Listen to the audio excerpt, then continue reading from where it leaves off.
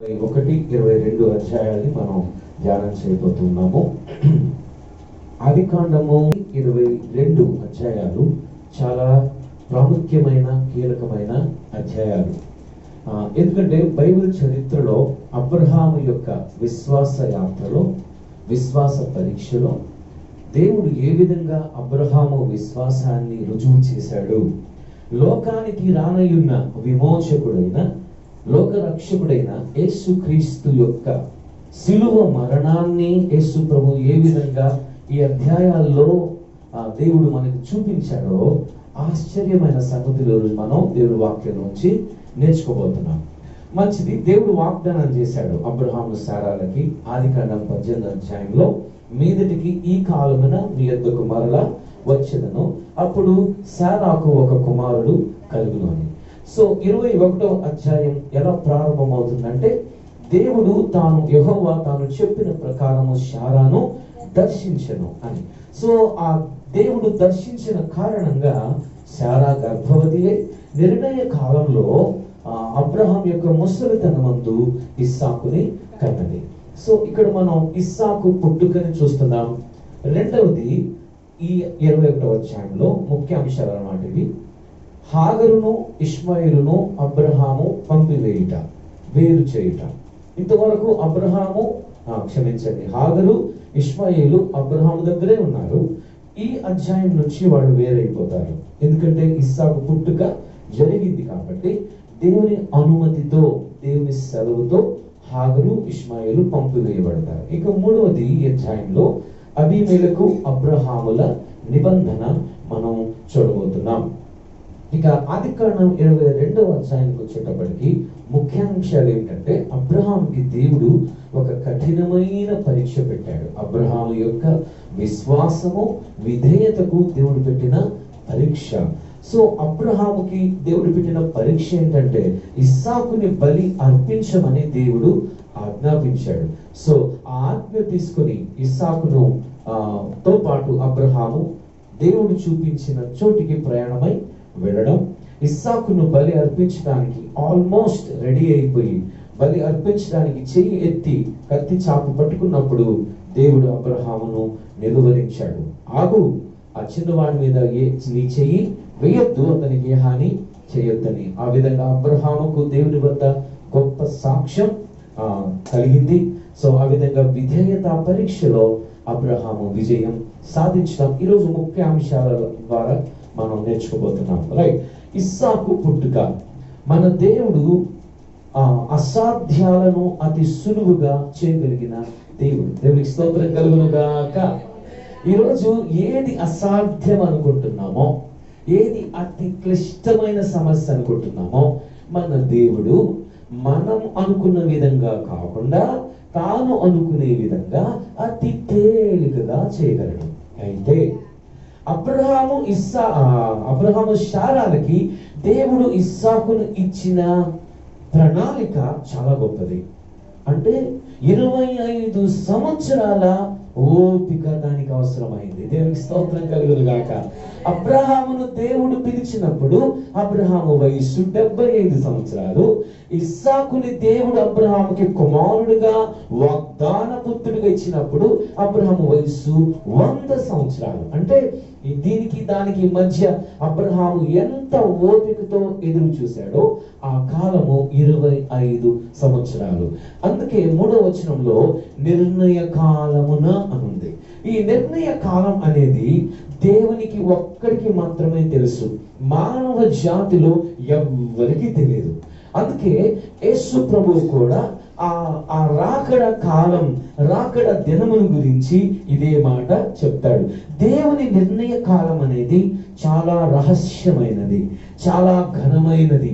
అయితే ఆ నిర్ణయ కాలం ఎప్పుడు మన జీవితాల్లో నెరవేరుతుందంటే, అబ్రహాము శారా జీవితంలో ఎలా నెరవేరిందో అలాగే దేవుడు మన జీవితాల్లో తగిన సమయం నిర్ణయ కాలం అన్నా, కాలము పరిపూర్ణమవడం అన్నా, ఈ మూడు మాటలకి ఒకటే అర్థమని మనం గ్రహించాలి. అందుకే ఇస్సాకు పుట్టుకలో ఉండే ప్రత్యేకత ఏంటంటే, ఇస్సాకు పుట్టుక శరీరానుసారమైనది కాదు, కానీ దేవుని వాగ్దానానుసారమైనది.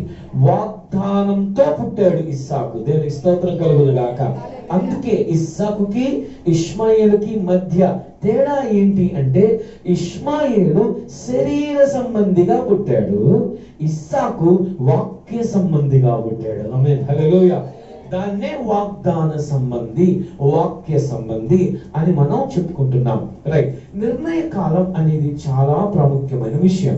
ఈ నిర్ణయ కాలం అనే పీరియడ్ లో, ఆ సమయంలో దేవుడు ఏ ఏ విషయాల్ని మన నుంచి కోరతాడు, ఏ విషయాల్ని మనకి నేర్పిస్తాడు అంటే 5 విషయాలు ఉన్నాయి, గమనించండి. 1, వేచి ఉండే కాలం. నిర్ణయ కాలం మన జీవితాల్లో ఏదైనా ఒక అద్భుతం కోసం ఎదురు చూస్తున్నాం అనుకోండి. ఇస్సాకు పుట్టుక కోసం అబ్రహాము, శారా 25 సంవత్సరాలు వేచి ఉన్న తర్వాత నిర్ణయ కాలం వచ్చింది. దేవునికి స్తోత్రం కలుగును గాక. సో నిర్ణయ కాలం దేని మీద ఆధారపడి ఉంటుంది? దేవుడు నువ్వు చేసే ప్రార్థనకి, నీ విశ్వాసానికి జవాబు ఎప్పుడు ఇస్తాడు అనేది దేని మీద ఆధారపడి ఉంటుంది అంటే, నువ్వు వేచి ఉండే కాలం మీద ఆధారపడి ఉంటుంది. రెండవది, నువ్వు ఓపిక పట్టే కాలం. ఓపిక, ఓర్పు, సహనం. విసుక్కోకూడదు, నిరాశ చెందకూడదు, నిరుత్సాహపడకూడదు. ఏంటి దేవుడు ఇంకా చేయలేదు అని దేవుని దూషించకూడదు, దేవుని అపార్థం చేసుకోకూడదు. దేవుడు తప్పకుండా మాట ఇచ్చాడంటే నెరవేర్చి తీరుతాడు. ఆమేన్, హల్లెలూయా. చెప్పాడంటే చెప్పినట్టు ఖచ్చితంగా చేస్తాడు. మాట ఇచ్చాడంటే తప్పకుండా నెరవేరుస్తాడు. అది ఎంత అసాధ్యమైనదైనా దేవుడు సులువుగా చేస్తాడు. అయితే దేవుడు మనలో చూసేది ఏంటి? నిర్ణయ కాలం రావాలంటే దేవుడు మనలో ఏం చూస్తాడు, ఏం కోరుకుంటాడు అనేది 2 విషయాలు చెప్పాం. 3వ విషయం, పరీక్షింపబడే కాలం. దేవుడు మనల్ని శ్రమలు, శోధనలు, కష్టాలు, బాధలు, ఇబ్బందులకు గురి చేస్తూ, అనుమతిస్తూ మనల్ని పరీక్షిస్తాడు, పరీక్షకి గురి చేస్తాడు.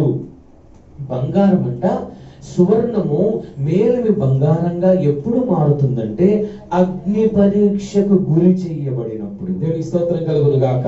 ఈరోజు క్రైస్తవులుగా మనం ఏ కష్టము, ఏ బాధ, ఏ ఇబ్బంది, ఏ సమస్య లేకుండా బాగా సజావుగా సాఫీగా సాగిపోతున్నాము అనుకుంటే, ఒకవేళ అది మన జీవితం అయితే మనము విశ్వాసంలో ఏ మాత్రము పరీక్షింపబడే వాళ్ళం కాదు అని అర్థం. మన విశ్వాసం ఎదగడం దేవుని యొక్క ముఖ్య ఉద్దేశం. మన విశ్వాసం అభివృద్ధి పొందడం దేవుని యొక్క ముఖ్య ఉద్దేశం. అందుకే దేవుడు ఈ విశ్వాసంలో ఎదగడానికి ఏమనుమతిస్తాడంటే పరీక్షల్ని అనుమతిస్తాడు, శ్రమల్ని అనుమతిస్తాడు. ఇక 4వది, శిక్షణ పొందే కాలం, ట్రైనింగ్ పీరియడ్. అబ్రహాముకి, శారాకి దేవుడు ఏదో నేర్పిస్తున్నాడు. రాబోయే విమోచకుడు సామాన్యుడు కాదు, ఆయన లోక రక్షకుడు, ఆయన మహాపరిశుద్ధుడు, ఆయన దేవుని కుమారుడు. అబ్రహాము గర్భంలో పుట్టాలంటే అబ్రహాము యొక్క విశ్వాసంలో ఏ లోపము ఉండకూడదు. దేవుని స్తోత్రం కలుగును గాక. చెప్పండి హల్లెలూయా. గట్టిగా చెప్పాలి. నేను నీరసంగా ఉంటే నేను చెప్పను. ఓకే. సో ఎంత విశ్వాసంలో లోపం లేకుండా ఉంటామో అప్పుడు అత్యధికమైన, అత్యున్నతమైన బహుమానం దేవుడు మనకిస్తాడు. దేవునికి స్తోత్రం కలుగును గాక. మనం ఓపిక పట్టలేకపోయినా, దేవుని దగ్గర శిక్షణ పొందకపోతుంటే, నేర్చుకోవడం, శిక్షణ పొందడం అంటే ట్రైనింగ్ లో ఉండడం. మనం దేవుని దగ్గర నేర్చుకుంటూనే ఉండాలి జీవిత కాలం అంతా. యేసయ్య పాదాల దగ్గర కూర్చొని బోధ వింటూ ఉండాలి, నేర్చుకుంటూ ఉండాలి, అన్వయించుకుంటూ ఉండాలి, ఆచరిస్తూ ఉండాలి, అమలు చేస్తూ ఉండాలి. అప్పుడు చివరిగా దేవుడు మనకు నేర్పించే మరొక పాఠం, లోబడుతూ ఎదిగే కాలం. దేవునికి స్తోత్రం కలుగును గాక. హల్లెలూయా. మనం రక్షించబడి ఎన్ని రోజులైంది? మనం బాప్తిసం తీసుకునే ఎన్ని రోజులైంది? మన రక్షణ వయసు ఎంత? నువ్వు ఆ వయస్సును బట్టి విశ్వాసంలో ఎంత ఎదిగావు? ఎంత ఎదిగితే ఈ రోజు నువ్వు ఈ స్థితిలో ఉన్నావు. నేను అప్పుడు అలాగే ఉన్నాను, ఇప్పుడు అది ఇలాగే ఉన్నానండి. వాక్యం చదవడం నాకు అలవాటు లేదు, మోకరించడం నాకు అలవాటు లేదు, మందిరానికి క్రమంగా వెళ్ళడం నాకు అలవాటు లేదు, ప్రభు బలిలో ఎప్పుడో మనసు వచ్చినప్పుడు చేయి వేస్తాను అంటారు చాలా మంది. విశ్వాసులు అని అంటే తప్పకుండా ఎదగవలసిన వాళ్ళు అని అర్థం. విశ్వాసంలో ఎదగకపోతే నువ్వు తప్పకుండా పడిపోతావు, తప్పకుండా జారిపోతావు, తప్పకుండా ఫెయిల్ అయిపోతావు అని అర్థం. అందుకే దేవుడు ఇది నేర్పిస్తూ వచ్చాడు అబ్రహాము శారాకి. నిర్ణయ కాలం. ఈరోజు చాలా మంది బాధపడుతున్నారు, ఎప్పుడు దేవుడు నన్ను కరుణిస్తాడని. నిర్ణయ కాలం ఉంది, తగిన సమయం ఉంది. 1 పేతురు పత్రిక 5వ అధ్యాయం 7వ వచనంలో తగిన సమయం. దేవుడు తగిన సమయమందు మిమ్మల్ని హెచ్చించినట్లు ఆయన బలిష్టమైన చేతి క్రింద దీన మనస్కులై ఉండాలి. హల్లెలూయా. ఆయన హెచ్చించే వరకు, ఆయన దీవించే వరకు, ఆయన ఇచ్చే వరకు ఓపికతో ఉండాలి, దీన మనస్కులమై ఉండాలి, ఎంతో వినయ విధేయతలతో ఉండాలి, విశ్వాసంతో ఉండాలి. రైట్. రెండో భాగంలోకి మనం వస్తాం. వచ్చే ముందు 8 దినాల వయసు ఉన్నప్పుడు ఇస్సాకుకి అబ్రహాం ఏం చేశాడు? సున్నతి చేశాడు. అబ్రహాము సున్నతి చేశాడు. సున్నతి 8వ రోజు చెయ్యాలని దేవుడు చెప్పాడా లేదా? చెప్పాడా? ఓకే. దేవుని నిబంధనను గైకొనడానికి అబ్రహాము చూపిస్తున్న విధేయత చూడండి. నిబంధనకి అబ్రహాం ఇస్తున్న ఇంపార్టెన్స్. మనము ఎప్పుడో దేవుడు చెప్పాడు, ఎన్నో సంవత్సరాలు అయింది, వాగ్దానం చేశాడు, ఆయన కండిషన్స్ పెట్టాడు, అది చేశాడు, ఇది చేశాడని మనం మరుసటి రోజుకే మర్చిపోతుంటాం, పక్క నెలకే మర్చిపోతుంటాం. అబ్రహాముకి దాదాపు దేవుడు నిబంధన గురించి చెప్పి దాదాపు ఎన్ని సంవత్సరాలైందో ఆలోచించండి. దాదాపు 1 సంవత్సరం క్రితం దేవుడు నిబంధన చేశాడు. నిత్య నిబంధనకి గుర్తుగానే సున్నతిని దేవుడు నియమించాడు. ఇప్పుడు ఇస్సాకు పుట్టగానే అబ్రహాము గుర్తు చేసుకున్నది ఏంటో తెలుసా? దేవుని నిబంధన. దేవునికి స్తోత్రం కలుగును గాక. దేవుని నిబంధనని, ఆజ్ఞని మర్చిపోయి, ఉల్లంఘించి, నిర్లక్ష్యం చేసి, తేలిగ్గా తీసుకుని, తృణీకరించి, తిరస్కరిస్తే మనం దేవుని ఆశీర్వాదంలోకి రాలేని వారం ఉంటాం. ఇస్సాకు ఆశీర్వదించబడ్డానికి కారణం అబ్రహాము యొక్క విధేయత. దేవుని స్తోత్రం కలుగును గాక. తండ్రిగా నీ విధేయతని దేవుడు అడుగుతున్నాడు. నీ బిడ్డలు దీవించబడాలంటే తండ్రిగా, తల్లిగా నీ విధేయత ఎలా ఉంది? నీ విశ్వాసంలో నువ్వు ఎలా ఫలిస్తున్నావు? నీ విశ్వాస జీవితంలో నువ్వు ఎలా ఎదుగుతున్నావు? నీ ప్రార్థన జీవితంలో నువ్వు ఎలా ఎదుగుతున్నావు అని దేవుడు నిన్ను లెక్క అడుగుతాడు. దేవుడు నీకెందుకు నేర్పిస్తున్నాడు తెలుసా? నీ పిల్లలకి అది ఆచరింప చేయడానికి. చూడండి, సామెతల గ్రంథం 22వ అధ్యాయం 6వ వచనం. సామెతల గ్రంథం 22వ అధ్యాయం 6వ వచనం. 22వ అధ్యాయం 6వ వచనం. బాలుడు నడవవలసిన త్రోవను వానికి నేర్పుము, వాడు పెద్దవాడైనప్పుడు దాని నుండి తొలగిపోడు. అబ్రహాము ఇస్సాకుకి చిన్న వయస్సు నుంచే ఏం నేర్పిస్తున్నాడో చూడండి. 8 దినముల వయసా, 8 నెలల వయసా? దినములేనా? 8 దినముల వయసు ఉన్నప్పుడే అబ్రహాము సున్నతి చేస్తున్నాడు. బాల్యమందే, పసిప్రాయమందే. అప్పుడు ఇస్సాకుకి దాని అర్థం ఏంటో తెలీదు, కానీ అబ్రహాముకి దాని అర్థం ఏంటో తెలుసు, దాని ప్రాముఖ్యత ఏంటో తెలుసు, దాని అత్యవసరత ఏంటో తెలుసు. ఈ మాట మీకు అర్థం చేసుకోవాలి. మీ పిల్లలకి దేవుని వాక్యం యొక్క అత్యవసరత, ప్రాముఖ్యత ఈ వయసు ఇప్పుడు తెలుసుకోలేదు సార్. వాళ్ళు 1 సంవత్సరమే, ఇంకా 6 నెలలే, వాళ్ళకి ఏం తెలుస్తారు? ప్రార్థనలు ఏం కూర్చుంటారు, ప్రార్థనలు ఏం చేస్తారు, వాళ్ళు అటు తిరుగుతారు, ఇటు తిరుగుతారు అని మనం సాకులు చెప్తా ఉంటాం.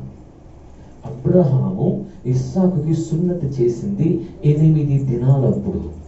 మనం తల్లి గర్భంలో నుంచే మన బిడ్డలకి దేవుని మాటల్ని నేర్పించాలి, దేవుని నిబంధనని గుర్తు చేయాలి, దేవుని స్తుతించడం నేర్పించాలి. అలా గర్భంలో ఉండగానే ఒక తల్లి తన కుమారుడికి అలా నేర్పించి అతన్ని సంపూర్ణ సేవకుడిగా సమర్పించింది. ఆ తల్లి ఎవరో తెలుసా?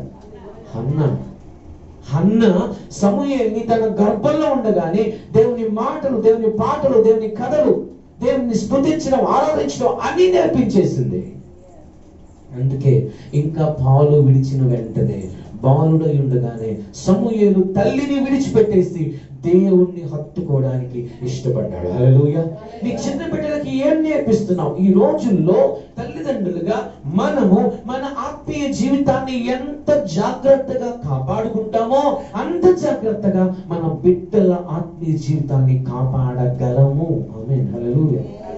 నేను ఆత్మీయంగా లేకపోతే నా పిల్లలు ఆత్మీయంగా ఉండరు. నేను ప్రార్థన చేయకపోతే నా పిల్లలు ప్రార్థన చేయరు. నేను మందిరానికి వెళ్ళే క్రమం నాకు లేకపోతే నా పిల్లలకు అది రాదు. అబ్రహాము నేర్చుకుంటున్నాడు. వినండి, అబ్రహాము ఇస్సాకుకి నేర్పిస్తున్నాడు. ఇంకా ఆశ్చర్యమైన సంగతి మనం వినబోతున్నాం. ఇస్సాకు నేర్చుకుంటున్నాడు. 8 దినములప్పుడే తనకి ఇంకా జ్ఞానం రాలా, అవగాహన రాలా, కానీ ఇంకా రాలేదు కదా అని అబ్రహాము నేర్పించడం మానేలా. ఈరోజు మనం చిన్ననాటి నుంచి చేసే అలవాట్లే, చూపించే బొమ్మలే, చూపించే దృశ్యాలే, చూపించే ఆ చిత్రాలే చిన్నపిల్లల మైండ్లో పడిపోతాయి. దేవునికి స్తోత్రం. హల్లెలూయా. నువ్వు రోజు బైబిల్ ముందేసుకొని కూర్చుంటే మీ పిల్లలు ఆడుకుంటానే ఉంటారు, కానీ గమనిస్తారు ఏం చదువుతుంది మా మమ్మీ అని, ఏం చేస్తున్నాడు మా డాడీ అని, ఏంటి గొడవ పడుతున్నారు రోజు మా డాడీ మమ్మీ అని ఇమిటేట్ చేస్తారు. మీకు తెలుసా, ఈ రోజుల్లో పిల్లలు చాలా ఫాస్ట్ మెచ్యూరిటీని చూపిస్తున్నారు. మనం ఏం చేస్తే దాన్ని వెంటనే క్షణాల్లో తిరిగి ఇమిటేట్ చేసి చూపిస్తున్నారు. నిన్ను ఇమిటేట్ చేయాల్సింది నీ పిల్లలు దేని విషయంలో అంటే నీ ఆత్మీయ క్రమశిక్షణ విషయంలో. హల్లెలూయా. చెప్పండి హల్లెలూయా. హాగరు ఇష్మాయేలు ఇస్సాకుని పరిహసించాడంట, అంటే ఎగతాళి చేశాడు. శరీర సంబంధులు ఆత్మ సంబంధుల్ని ఎగతాళి చేస్తారనడానికి ఇది ఒక మంచి ఉదాహరణ. శరీర సంబంధి ఇష్మాయేలు, గలతీ పత్రిక 4వ అధ్యాయంలో మీరింటికి వెళ్ళి చదువుకోండి. శరీర సంబంధి ఇష్మాయేలు అనుంది, శరీర సంబంధి హాగరు అనుంది, పరలోక సంబంధి శారా అనుంది. సో హాగరు కలిగిన కుమారుడు ఇష్మాయేలు శరీర సంబంధికి గుర్తు, శారా కలిగిన కుమారుడు ఇస్సాకు పరలోక సంబంధికి లేక వాగ్దాన సంబంధికి గుర్తుగా ఉన్నాడు. అందుకనే శరీర సంబంధి, ప్రకృతి సంబంధి ప్రతి విషయాన్ని అపహాస్యంగా తీసుకుంటాడు, తేలికగా తీసుకుంటాడు, సీరియస్ గా తీసుకోడు. దేవుని విషయాల్ని వాళ్ళు గ్రహించరు. ఎవరు? శరీర సంబంధులు. దేవుని వాగ్దాన సంబంధులు, వాక్య సంబంధులు అయితే వాక్యం మీద మనస్సు పెడతారు, దేవుని సన్నిధి మీద మనస్సు పెడతారు, దేవుని మరి ఆజ్ఞల మీద మనస్సు పెడతారు. ఒకసారి మీరు గమనించండి, 1 కొరింథీ పత్రిక 2వ అధ్యాయంలో చూడండి. అక్కడ ప్రకృతి సంబంధి, ఆత్మ సంబంధి అనే తేడాని మనం చూస్తాం. 1 కొరింథీ పత్రిక 2వ అధ్యాయము చదవండి, 14వ వచనం చదవండి. ప్రకృతి సంబంధి అయిన మనుష్యుడు, గమనించండి, దేవుని ఆత్మ విషయములను గ్రహింపడు. వాక్యం చదివేటప్పుడు గట్టిగా చదవాలి. ఎవరైనా సరే అది అవతల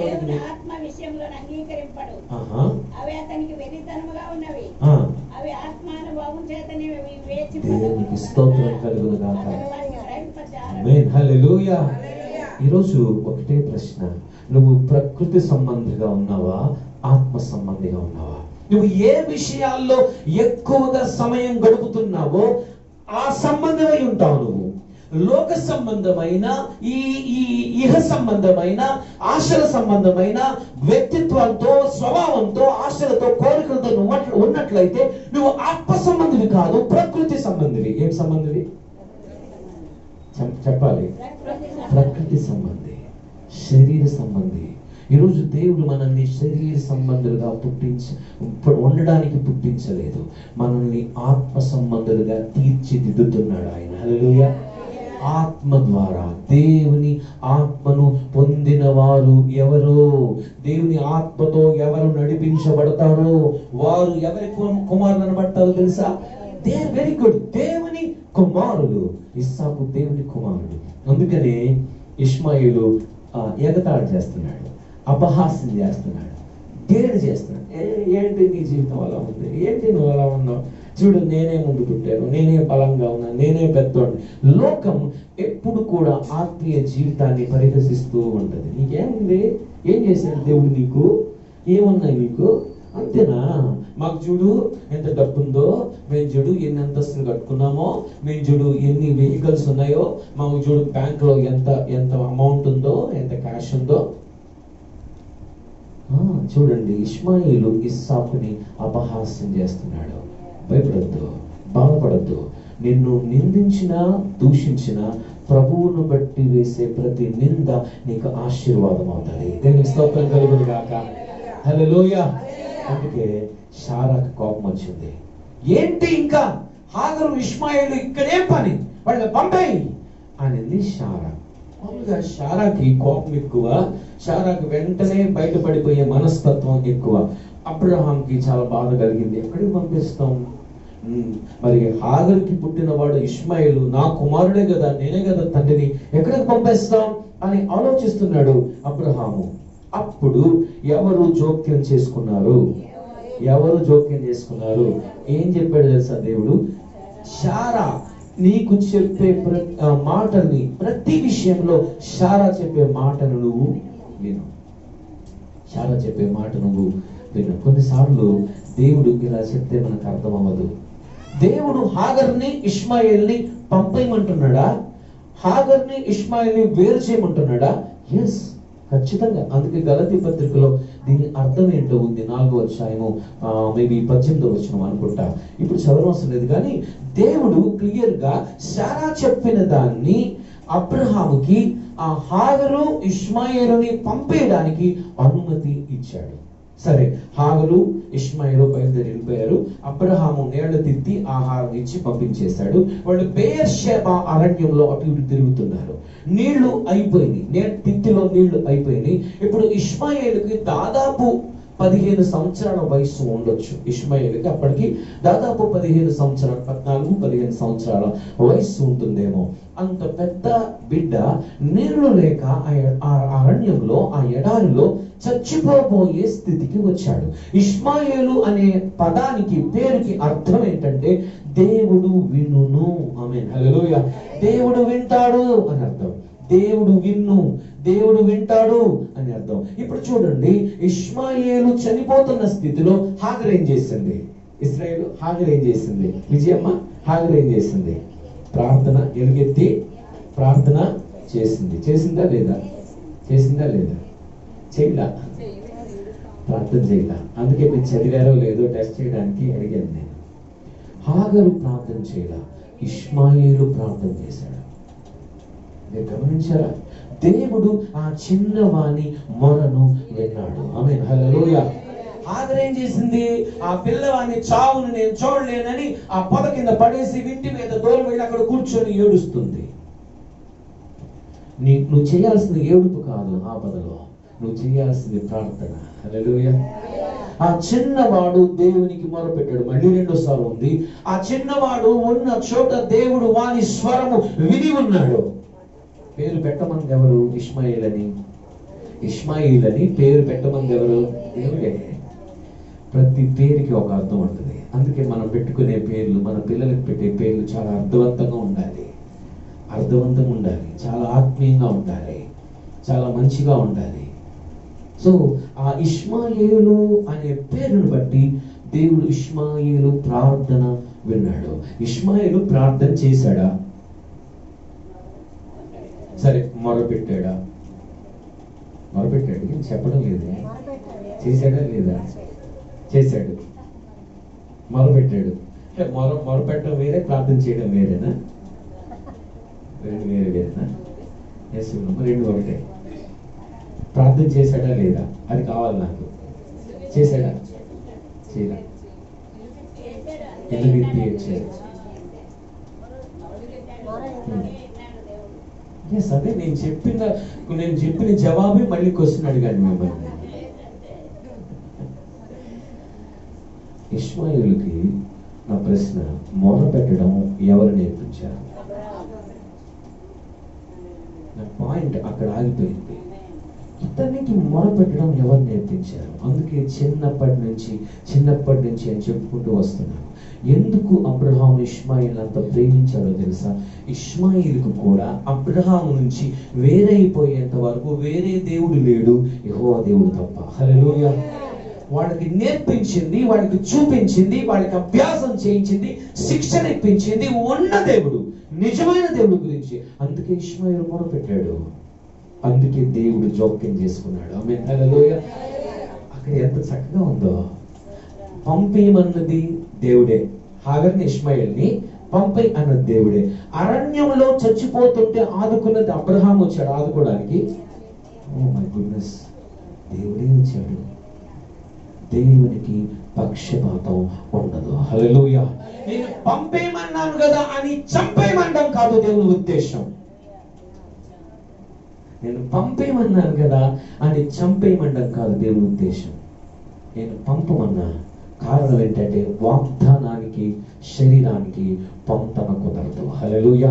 నువ్వు ఆత్మ సంబంధమైతే దేవుని పరలోకంలో నీకు పొంతన కుదురుతుంది. నువ్వు శరీర సంబంధమైతే, ప్రకృతి సంబంధమైతే దేవుని రాజ్యానికి వారసుడవు కానేరవు. ఇది నేను నేర్చుకున్న స్టడీ. సో ఇష్మాయేలు మొరపెడుతుంటే దేవుడు విన్నాడు, నీళ్ళ ఓటను చూపించాడు, హాగరే నీళ్లు నింపి ఇచ్చింది.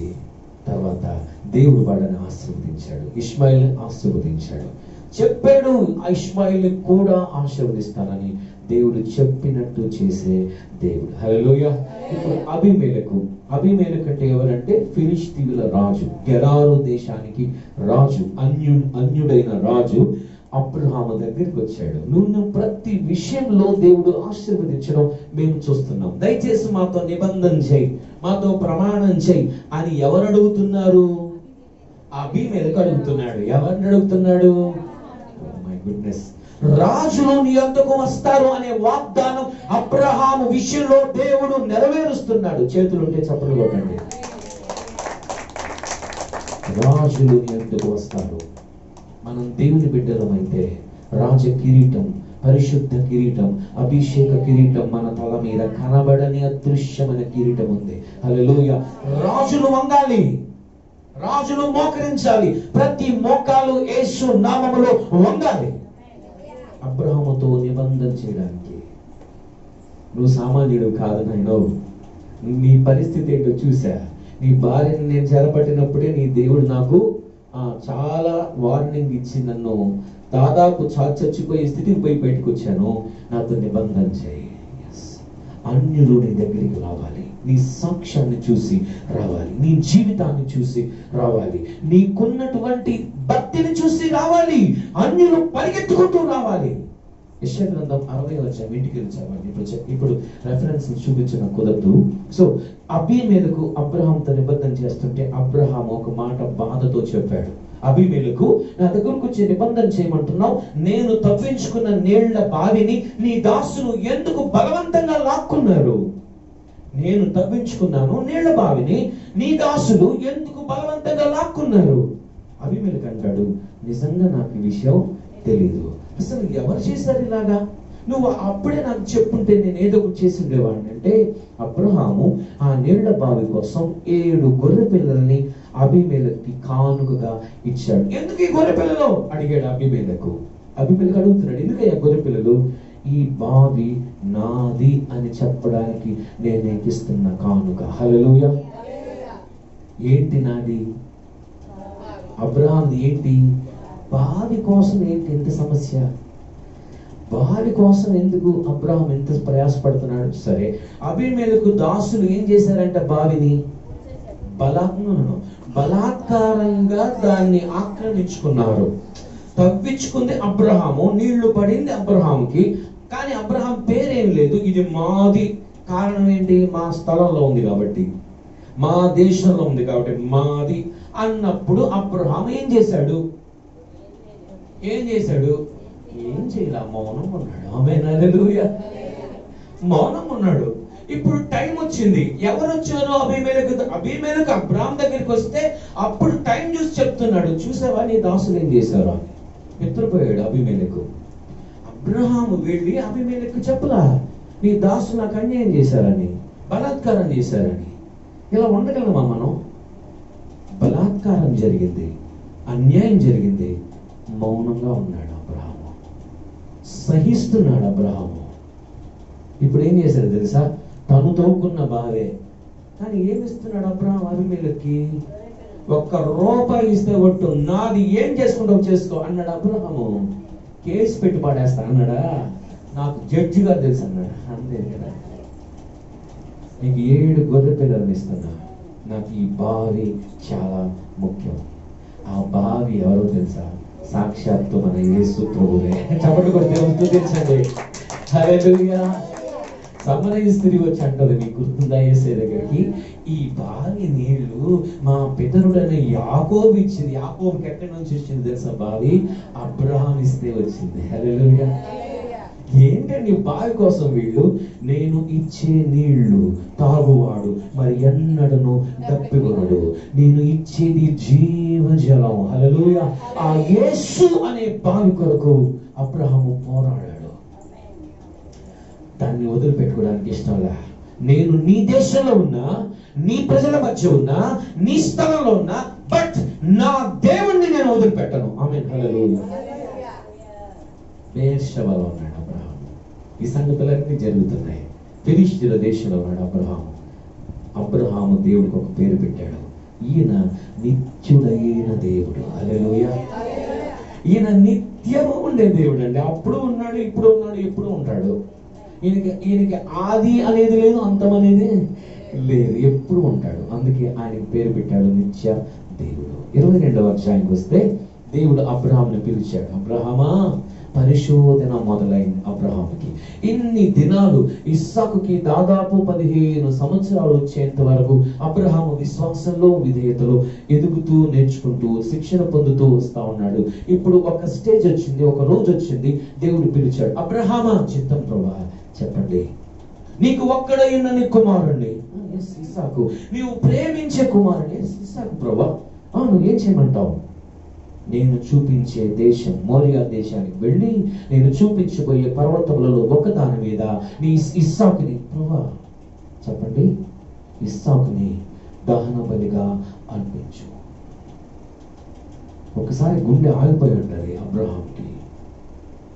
ఇచ్చింది నువ్వే, మళ్ళీ బలి అర్పించమని అడుగుతున్నావు ఏంటి ప్రభువా? ఏంటి నీ ఉద్దేశం? ఎన్నో చెప్పు ప్రభువా. లేచాడు అబ్రహాము నిద్ర పట్టడంలా. ఆ రాత్రి చెప్పాడు దేవుడు, స్వరం వినిపించింది. కలొచ్చి ఉంటుందిలే, కరెక్ట్ కాదు, ఏదో నాకు వేరే ఏదో కలొచ్చినట్టుంది అనుకుని మళ్ళీ పడుకున్నాడు అబ్రహాం. అబ్రహామా, అబ్రహామా, ప్రభువా చెప్పండి, నీ కుమారుణ్ణి ఇస్సాకుని నాకు బలిగా అర్పించు. ప్రభువా, మీరే నా మాట్లాడేది? కొన్నిసార్లు దేవుడు నాతోనే నా మాట్లాడేది అని డౌట్ పడద్దు, నీతోనే మాట్లాడుతున్నాడు దేవుడు. హల్లెలూయా. నిన్నే పరీక్షించడానికి మాట్లాడుతున్నాడు దేవుడు. లేచాడు అబ్రహాం. ప్రభువా, ఇది నిజమేనా? మీరు ఇలా అడుగుతారా? మీరు ఇస్సాకుని బలి అర్పించమని అడుగుతారా? నా కుమారుణ్ణి, ఒక్కగానొక్క కుమారుణ్ణి అడుగుతున్నాడు అబ్రహాం. దేవుడి దగ్గర నుంచి జవాబు లేదు, ఏం జవాబు లేదు, ఏం సంజాయిషి లేదు. అందుకు అర్పించు, ఇందుకు అర్పించమని అడుగుతున్నా, అది ఇది ఏమని చెప్పాడు దేవుడు? అర్పించు అంతే, అర్పించు అని అంతే. కొన్నిసార్లు మనం దేవునికి విధేయత చూపించడానికి ఎటువంటి ఆధారాలు ఉండవు మన దగ్గర. చూపించాలా వద్దా? ఇది చెయ్యాలా వద్దా? ఎందుకు చేయాలి? చేస్తే ఏంటి? నేను నష్టపోతున్నానా? నేను ప్రేమించే కొడుకుని పోగొట్టుకుంటున్నాను నేను. ప్రభువా మాట్లాడరా, మాట్లాడరా. ఉదయం అయిపోయింది, తెల్లవారిపోయింది, ఒకటే పోరాటం. అబ్రహాము హృదయంలో ఒకటే వేదన, ఒకటే వేదన, ఒకటే వేదన. శారా వచ్చింది. ఏంటయ్యా ఆలోచిస్తున్నారు, ఏంటి బాధపడుతున్నారు? ఏం లేదులే, రాత్రి దేవుడు మాట్లాడాడు. మాట్లాడా? ఏం మాట్లాడు? ఏం లేదు, మామూలుగా మాట్లాడాడు, ఎప్పుడు మాట్లాడుతుంటాడు కదా, అదే మాట్లాడాడు. దేవుని స్తోత్రం. హల్లెలూయా. శారా అడిగింది, కానీ ఇస్సాకుని బలి అర్పించమని దేవుడు అడిగాడు అని శారాకు అబ్రహాము చెప్పలేదు. శారాకు అబ్రహాము చెప్పలేదు. ఉదయాన్నే లేపాడు ఇస్సాకుని, పనివాళ్ళని ఇద్దరిని రెడీ అవ్వమన్నాడు. అయ్యా ఎక్కడికి? మోరియా దేశానికి వెళ్ళాలి. అయ్యా చాలా దూరం, 3 రోజులు పడుతుంది ప్రయాణం, అందుకే వెళ్ళాలంటున్నాక బయలుదేరండి. గాడిదని తీసుకున్నారు, మోరియా దేశానికి వెళ్ళాలంట. శారాకు చెప్పాడు. అయ్యా ఎక్కడికి వెళ్తారు? అక్కడ దేవుడు బలి అర్పించమని చెప్పాడు. ఓ, బలి అర్పించమంటే దేన్ని అర్పిస్తారు? గొర్రె పిల్ల ప్రతి ఒక్కరి మైండ్ లో గొర్రె పిల్ల ఉంది, కానీ ఇస్సాకు లేడు ఎవరి మైండ్ లో. ఒక్కరికే తెలుసు సత్యం, అబ్రహాముకు మాత్రమే తెలుసు. ఇస్సాకుకు చెప్పాడు అబ్రహాము, నువ్వు నిన్నే బలి అర్పించబోతున్నానని. పని వాళ్ళకి చెప్పాడు అబ్రహాం, ఇస్సాకును బలి అర్పించబోతు చెప్పలా. Very good, very good. బయలుదేరి వెళ్ళాడు. ఇక్కడ మనం గమనించాల్సింది, చాలా చక్కగా అబ్జర్వ్ చేయాల్సింది, దేవుడు చెప్పిన చోటు. దేవునికి స్తోత్రం కలుగును గాక. అబ్రహాము విధేయతకు పరీక్ష ఏంటో తెలుసా? ఇస్సాకుని బలి అర్పించడం మాత్రమే కాదు, దేవుడు చెప్పిన చోటికి వెళ్ళడం. దేవుడు చెప్పిన చోటికి వెళ్ళడం. 3 విషయాలు ఉంటాయి ఇందులో. ఒకటి ఇంగ్లీష్లో చెప్పి తెలుగులో చెప్తాను. ఇంగ్లీష్లో అయితే రైమింగ్ బాగుంటుంది. ఫస్ట్ పర్సన్ కావాలి దేవునికి, 2 ప్లేస్ కావాలి దేవునికి, 3వది ప్రాసెస్ కావాలి దేవునికి. అంటే తెలుగులో చెప్తున్నా, 1 వ్యక్తి కావాలి దేవునికి, 2 స్థలం కావాలి దేవునికి, 3 విధానం కావాలి దేవునికి. నువ్వు ఏదైనా దేవుని ఆజ్ఞకు లోబడుతున్నావా లేదా అని అంటే ఒక వ్యక్తిని చూపిస్తాడు దేవుడు. పలానా వ్యక్తి విషయంలో నువ్వు నాకు లోబడతావా? ఈరోజు నీ భర్త విషయంలో నువ్వు దేవునికి లోబడటం లేదేమో, నీ భార్య విషయంలో దేవునికి నువ్వు లోబడటం లేదేమో, నీ బిడ్డల విషయంలో దేవునికి నువ్వు లోబడటం లేదో. అబ్రహాము తనకు తాను లోబడడం నేర్చుకున్నాడు, అబ్రహాము శారాని లోపడటం నేర్చుకున్నాడు, కానీ ఇస్సాకును బలి అర్పించేంత విధేయత అబ్రహాము చూపిస్తాడా అనేది ప్రశ్న. దేవుడు పెట్టే పరీక్ష మనం ఓడిపోవడానికి పెట్టడు, మనల్ని శోధించడానికి పెట్టడు, మన విశ్వాసాన్ని రుజువు చేసుకోవడానికి పెడతాడు. హల్లెలూయా. అందుకే దేవుని ఉద్దేశం చెడు ఉద్దేశం కాదు, మంచి ఉద్దేశం. అబ్రహాము దేవుడు చెప్పిన చోటికి వచ్చాడు. ఆ చోటికి వచ్చి పనివాళ్ళని చూశాడు, మీరిద్దరు ఇక్కడే ఉండండి, నేను ఇస్సాకు వెళ్ళి అదిగో అక్కడికి వెళ్ళి దేవునికి మొక్కి మరలా మీ యొద్దకు వచ్చేదము అంటున్నాడు. అబ్రహాంకి ఒక విషయం తెలుసు, నేను తీసుకెళ్లి అబ్రహాముని అక్కడ బలి అర్పించి రావాలని. అబ్రహాము ఇస్సాకు వెళ్తున్నారు. అబ్రహాము ఇస్సాకును బలి అర్పిస్తే మళ్ళీ ఎవరు రావాలి? ఎంతమంది రావాలి? ఎంతమంది రావాలి? అబ్రహాం ఒక్కడే రావాలి. అప్పుడు ఏం చెప్పాలి? మేము వెళ్ళిన తర్వాత నేను వస్తాను అని చెప్పాలి. అబ్రహాం మేము వెళ్తాము, నేను వస్తాను. కానీ అబ్రహాం ఏంటాడు? మేము వస్తాం, ఇంకొకరు ఎవరున్నారు? కోర్స్ ఇస్సాకుని దేవుడు బలి అర్పించమన్నాడుగా, మళ్ళీ ఇస్సాకు ఎందుకు వస్తాడు అంటున్నాడు అబ్రహాము? విశ్వాసమా? విశ్వాసపతి ఇంక పరీక్ష ఏముంది? మరి విశ్వాసమే.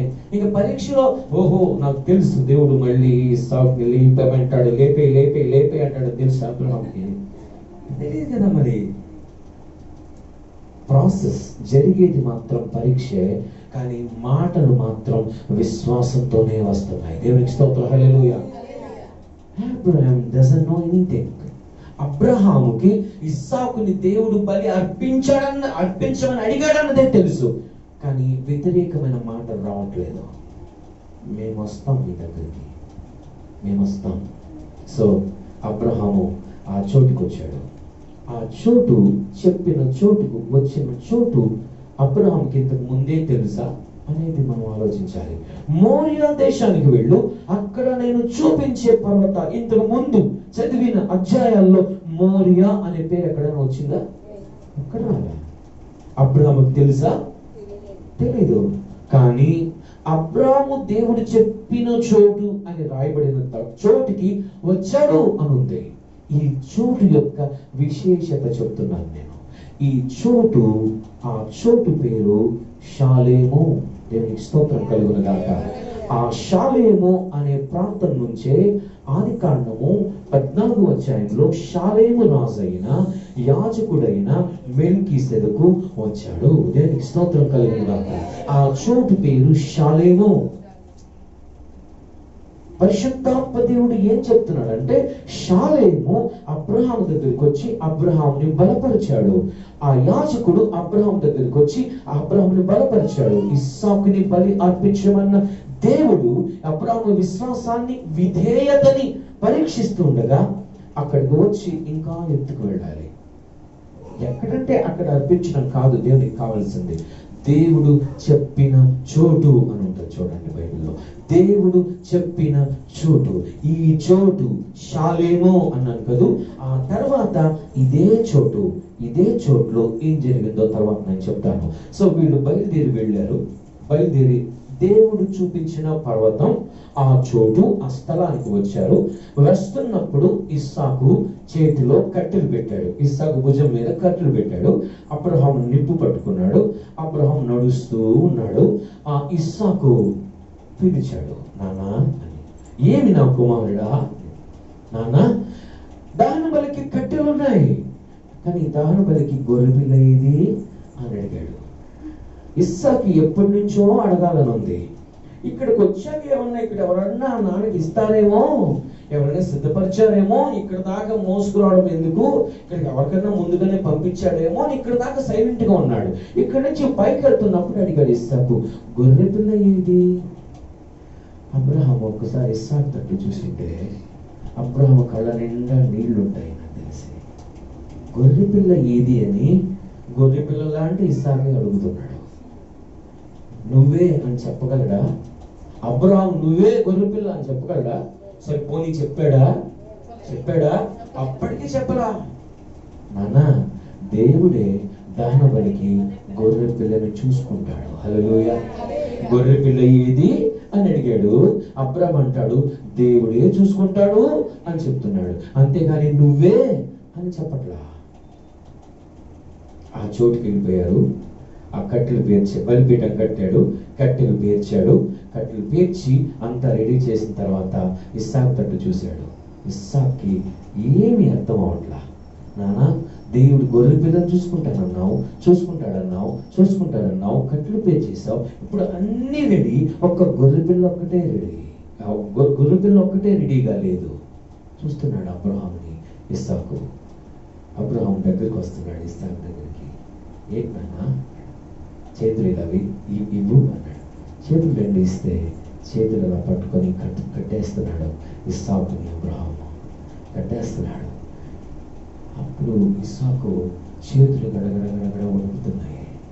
అప్పుడు ఇస్సాకు చేతులు గడగడ వణుకుతున్నాయి. ఇస్సాకు కాళ్ళు గడగడ వణుకుతున్నాయి. నానా, నేనే నా గొర్రెపిల్ల అని అడుగుతున్నాడు. నానా, నేనే నా గొర్రెపిల్ల. అబ్రహాంకి మాటలు రావట్లా. కన్నీళ్ళు జర రాలిపోతున్నాయి. అయిపోయింది. ఎప్పటిదాకా దేవుడు ఒకవేళ ఆగమంటాడేమో అని చూశాడు. ఇప్పటిదాకా కట్టేసే వరకు, బలిపీఠం మీద కట్టెల మీద పడుకోబెట్టే వరకు ఆగు అంటాడేమో, మార్చుకోని ఆలోచన అంటాడేమో చూశాడు. ఇక లేదు, ఇక సమయం లేదు. ఇక నా దేవుడు చెప్పింది నిజమే, నేను ఇస్సాకుని బలిగా అర్పించాలని కాళ్ళను కట్టేశాడు, చేతులు కట్టేశాడు, కళ్ళకి గంతలు కట్టేశాడు. ఇస్సాకుని ఎత్తుకుని వెళ్ళి బలిపీఠం మీద పడుకోబెట్టాడు. బలిపీఠం మీద పడుకోబెడితే ఇస్సాకు గట్టిగా కళ్ళు మూసుకున్నాడు. కాళ్ళు చేతులు వణుకుతా ఉన్నాయి ఇస్సాకుకి. నాన్న, కళ్ళు తెరవద్దు, అలా కళ్ళు మూసుకో. దేవుడు నిన్ను ఎందుకు అర్పించమన్నాడో నాకు తెలియదు, కానీ నాకు ఒక్కటే తెలుసు, దేవుడు ఏది అడిగినా ఇచ్చేయడం ఒక్కటే నాకు తెలుసు. చెప్పండి కూడా దేవుడు స్తుతించండి. అది నువ్వైనా సరే, ఏదైనా సరే ఇచ్చేయడం ఒకటి తెలుసు నాకు అని కత్తి తీసుకున్నాడు. కత్తి ఎత్తి పట్టుకుని ఇస్సాకు గుండెల్లో గుచ్చడానికి కత్తి దించబోతుండగా పరలోకం నుండి దేవదూత పిలుస్తున్నాడు, అబ్రహామా, ఆ చిన్నవాని మీద నీ చెయ్యి వేయొద్దు, అతనికి ఏ హాని చేయొద్దు, ఇందువలన నీవు దేవునికి భయపడు వాడు అని నాకు తెలియచున్నది. చెప్పండి కూడా దేవుని స్తుతించండి. హల్లెలూయా. దేవుడు చిన్నోడు కాదండి. ఎంతసేపు వెయిట్ చేయించాడో చూసారా? ఎంత టైమ్లీ దేవుడు ఒక్కవేళ కత్తి పట్టుకోక ముందు పిలిచినా, కత్తి దించేసిన తర్వాత తెలిసినా అది టైమ్లీ అవ్వదు. కత్తి పట్టుకొని ఇంకా చంపడానికి అన్నట్టు. అంటే అబ్రహాము ఇంతవరకు విధేయత చూపిస్తాడా లేదా అన్నది దేవుని యొక్క పరీక్ష. దేవునికి స్తోత్రం. హల్లెలూయా. నీ విధేయత కత్తి పట్టుకునేంత వరకు వెళ్ళిపోవాలి. నీ విధేయత పూర్తిగా పానార్పణం, సజీవ యాగం అయిపోయేంత వరకు వెళ్ళిపోతుందా? నువ్వు ప్రేమించేది ఏంటో దాన్ని అడుగుతున్నాడు దేవుడు ఈరోజు. నువ్వు ఇవ్వగలవా? అబ్రహాము ఇంతకు ముందు చూపించిన విశ్వాసం వేరే, కానీ ఇప్పుడు పరీక్షకి గురైన విశ్వాసం వేరే. ఎందుకు ఇస్సాకును దేవుడు అడిగాడో, ఇప్పుడు ఇస్సాకుని దించమన్నాడు దేవుడు. పొదలో ఒక పొట్టేలు తగులుకొని ఉంది, అదిగో ఇస్సాకుకు ప్రతిగా దాన్ని పెట్టి అబ్రహాము బలి అర్పించాడు. హల్లెలూయా. బలిపీఠాన్ని దేవుడు ఖాళీగా ఉంచలేదు. హల్లెలూయా. కట్టిన బలిపీఠాన్ని ఖాళీగా వదిలిపెట్టి రమ్మని చెప్పలేదు దేవుడు. ఇస్సాకుకి బదులుగా అదే స్థలంలో ఒక పొట్టేలుని దేవుడు సిద్ధపరిచి ఉంచాడు. మీరు చెప్పండి, అబ్రహాము ఇస్సాకుని చేతులు కట్టేటప్పుడు, కాళ్ళు కట్టేటప్పుడు ఆ పొట్టేలు అక్కడ ఉందా? మరి ఎక్కడి నుంచి వచ్చింది? దేవుడు నువ్వు లోబడితే, నువ్వు విధేయత చూపిస్తే, చివరికి నీ ప్రాణం పోయినా నేను విధేయత చూపిస్తాను ప్రభా అన్నప్పటికీ అని అంటే నీ కోసం దేవుడు యెహోవా ఈరేగా రుజువు చేసుకుంటాడు. హల్లెలూయా. అదే మాట అన్నాడు అబ్రహాము, దేవుడు చూసుకుంటాడని. దేవుడే చూసుకున్నాడు. హల్లెలూయా. చూసుకోడా దేవుడు? నిన్ను నీవు అర్పించుకుంటే, అప్పగించుకుంటే, సమర్పించుకుంటే, అంకితం చేసుకుంటే తప్పకుండా దేవుడు నీ ప్రతి సంగతి చూసుకుంటాడు. అప్పుడు అంటున్నాడు దేవుడు రెండవసారి ప్రత్యక్షమై అబ్రహామా, నేను నిన్ను ఆశీర్వదించి నిశ్చయముగా నీ సంతతిని విస్తరింపజేస్తాను. అసలు విషయం చెప్తున్నాను. ఎందుకు దేవుడు ఇస్సాకును బలిగా కోరుకున్నాడో తెలుసా? అబ్రహాము యొక్క సంపూర్ణ విధేయతకు పరీక్షగా కోరాడు. దేవునికి స్తోత్రం కలుగును గాక. అండ్ నెంబర్ 2, అబ్రహాము యొక్క సంతతి విషయములో దేవుని వాగ్దాన నెరవేర్పు కోసం అబ్రహాము ఈ పరీక్షలో నెగ్గాలి. మళ్ళీ చెప్తున్నా, అబ్రహాము సంతతికి దేవుని వాగ్దానం నెరవేరాలంటే ఆ నెరవేర్పు కోసం అబ్రహాము దేవుడు పెట్టిన ఈ కఠోరమైన పరీక్షలో ఎవరు నెగ్గాలి? చెప్పండి. అబ్రహాము నెగ్గగలడు. ఒకవేళ అనుకుందాం అబ్రహాము విధేయత చూపించగలడు, కానీ అబ్రహాము పెంచిన కుమారుని ఇస్సాకు యొక్క విధేయత చూసారా మీరు? ఇస్సాకు యొక్క సమర్పణ చూసారా? బంధిస్తుంటే ఆ 15 సంవత్సరాల నుండి ఏ కొడుకైనా పరిగెత్తుకుంటూ నాన్నని తోసేసి అవతలికి నెట్టేసి పరిగెత్తుకుంటూ వెళ్ళిపోతాడు. కానీ ఇస్సాకు ఈ కుమారుడు మాత్రం నాన్నని నన్ను చంపేస్తున్నా సరే, బలి అర్పిస్తున్నా సరే నాన్నని తిరస్కరించే కొడుకు కాదు. ఈ తండ్రి మన దేవుడైన యెహోవాకు గుర్తుగా ఉన్నాడు. అబ్రహాము ఈ కుమారుడైన ఇస్సాకు మన ప్రభువైన యేసుక్రీస్తుకి గుర్తుగా ఉన్నాడు. హల్లెలూయా. తన కుమారుని సైతము రోమపత్రిక 8వ అధ్యాయం 32వ వచనంలో ఉంది. 8వ అధ్యాయం 32వ వచనం, 8:32 ముగిస్తున్నాను. 8:32 చదవండి.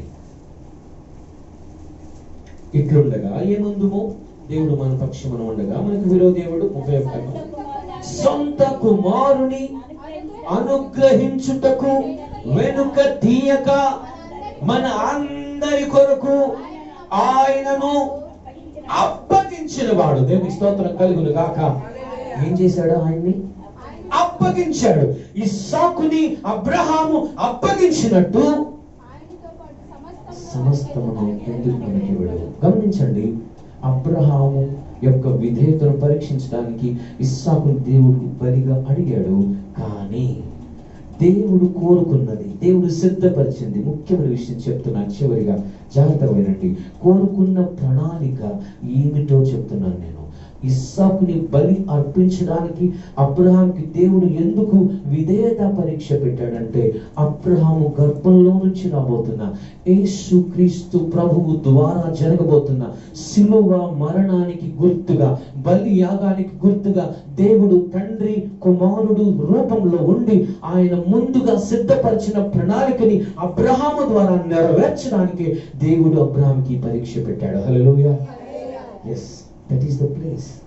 షాలేము లేక ఇంత ముందు చెప్పాను చూసారా, దేవుడు చెప్పిన చోటు, అదే చోటులో సుమారు 1000 సంవత్సరాల తర్వాత ఎక్కడైతే అబ్రహాము ఇస్సాకు ఆగారో, ఆ స్థలాన్ని చూసారో, అక్కడ యెరూషలేము మందిరాన్ని సొలొమోను కట్టాడు. దేవునికి స్తోత్రం కలుగును గాక. 1000 సంవత్సరాల తర్వాత ద సేమ్ ప్లేస్. దేవునికి ప్లేస్ అంటే ఎంత ఖచ్చితమైన ప్రణాళిక ఉందో చూడండి. యెరూషలేము మందిరం నిత్యము బలులు అర్పించబడే మందిరంగా దేవుడు యెరూషలేమును కోరుకొని అదే ప్రాంతంలో దావీదు కుమారుడైన సొలొమోను ద్వారా మందిరాన్ని అక్కడ కట్టించాడు. దావీదే ఆ స్థలాన్ని అరౌనా అనే రాజు దగ్గర కొంటాడు. దాన్ని అరౌనా కళ్ళము అన్నారు. ఇంత రేట్ ఇచ్చి దాన్ని కొని ఆ తర్వాత సొలొమోనుకు అప్పగించినప్పుడు యెరూషలేము మందిరం ఆ స్థలంలో కట్టబడింది. రెండో విషయం చెప్పనా, ఎక్కడైతే ఇస్సాకుని బలి అర్పించడానికి అబ్రహాము బలిపీఠం కట్టాడో ఆ మోరియా పర్వతంలో, ఆ పర్వతాల్లో ఒక పర్వతమే కల్వరి కొండ. దేవునికి స్తోత్రం కలుగును గాక. గొల్గొతా కొండ ఆ ప్రాంతంలోనే ఉంది. ఆ ప్రాంతంలోనే మన ప్రభువైన యేసుక్రీస్తు ఇస్సాకుకు ప్రతిగా పొట్టేలు అర్పించబడిన మనందరి కొరకు లోక పాపమును మోసుకుని పోయే దేవుని గొర్రె పిల్లగా మనందరికి బదులుగా ఆయన ఆ శిలువ బలిపీఠం మీద ఆయన బలియాగం అయిపోయాడు. దేవునికి స్తోత్రం కలుగును గాక. సో దేవుడే గొర్రె పిల్లను చూచుకోవాలి అన్నాడు. దేవుడు ఇస్సాకుకు బదులుగా గొర్రె పిల్లను చూడాలి.